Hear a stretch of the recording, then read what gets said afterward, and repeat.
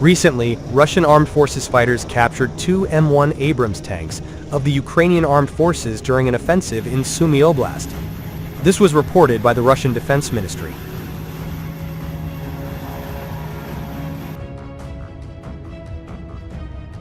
The American equipment was seized by servicemen of the 22nd Motorized Rifle Regiment of the North Forces Group. In addition, their collection of trophies was replenished with an International Max Pro APC, a Striker APC, and a repair and recovery vehicle based on a Challenger tank.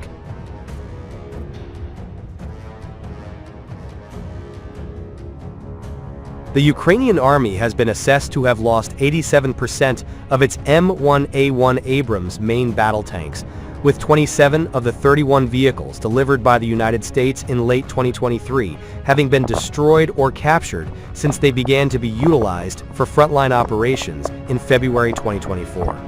By late August 2024, losses were estimated at close to two-thirds of the fleet at 20 of the 31 tanks, with subsequent footage over the following 9 months confirming the losses of 7 more.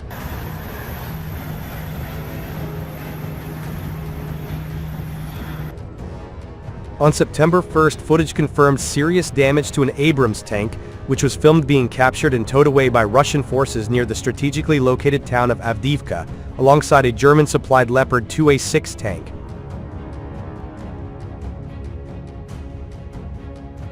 Later that week, new footage confirmed the destruction of 2 Abrams tanks, the first near the village of Volchi in the Pokrovsk direction, and the second near the settlement of Berdichi. Less than a week later, on September 14th, an image confirmed that another Abrams tank had been disabled and secured. This brought total estimated losses to 24 tanks, leaving just 7 in service.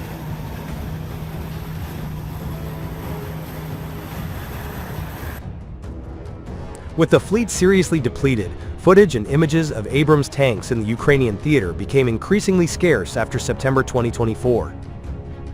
Nevertheless, on October 28, images confirmed that Russian Army units had captured a Ukrainian Army Abrams tank used by the 47th Mechanized Brigade near the city of Pokrovsk. Subsequently, in June 2025, footage showed 2 of the Ukrainian Army's last remaining Abrams tanks being captured and towed away by Russian Army units near the front lines in the Sumy region after the vehicles had been abandoned relatively intact. This brought estimated losses to 27 tanks, although Russian government sources have cited a lower figure of 26. While it remains uncertain how many of the Abrams tanks captured were subsequently taken back to Russia and in what state some of them were in, there remains a significant possibility that Russia now has more operable Abrams tanks in its possession than the Ukrainian Army.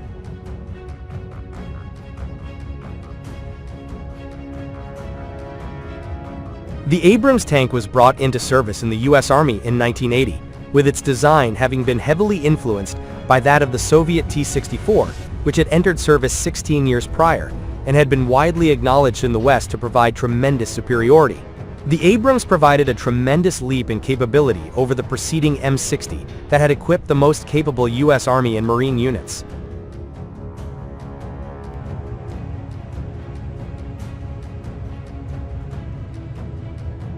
The latest variants of the Abrams in production today are considered the most capable main battle tanks in the Western world, with the vehicle standing out for its sheer size as the heaviest tank class in the world.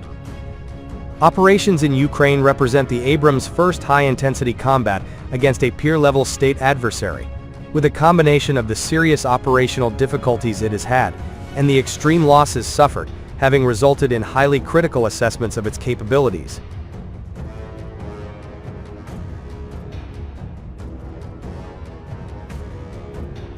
Most of the Abrams tanks filmed being destroyed or otherwise neutralized were targeted by guided artillery or by single-use "kamikaze drones", although one was confirmed to have been destroyed by a Russian T-72B3 tank after the two exchanged fire near Avdiivka.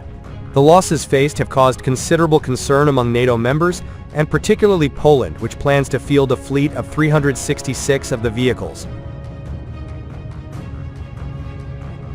With the Abrams' survivability in the Ukrainian theater increasingly called to question, one unnamed defense official speaking to the Australian Broadcasting Corporation in May stated that on the basis of this issue, regarding the possibility of further Abrams deliveries being made.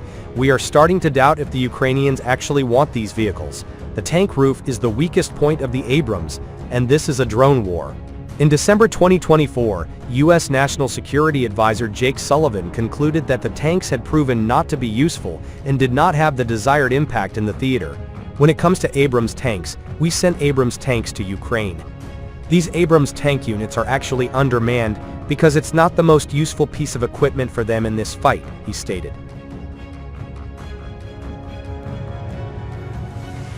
Earlier, in a television interview with CNN, the American military analyst expressed the opinion that almost all of the 31 American M1A1 Abrams tanks delivered to Ukraine have already been destroyed by Russian drones.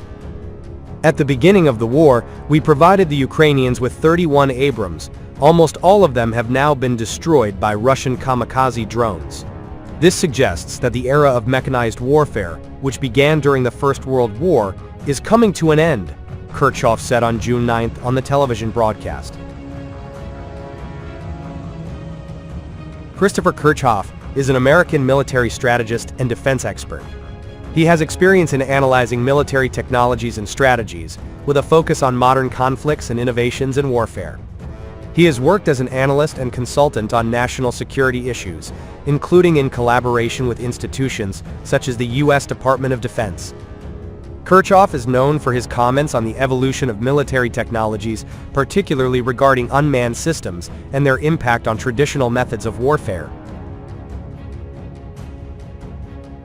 The analysis of military strategist Christopher Kirchhoff that the era of mechanized warfare, which began during the First World War, is coming to an end, finds solid support in the dynamics of the modern conflict in Ukraine. The war there has revealed that traditional armored vehicles, such as the Abrams tanks, face unprecedented challenges that question their effectiveness.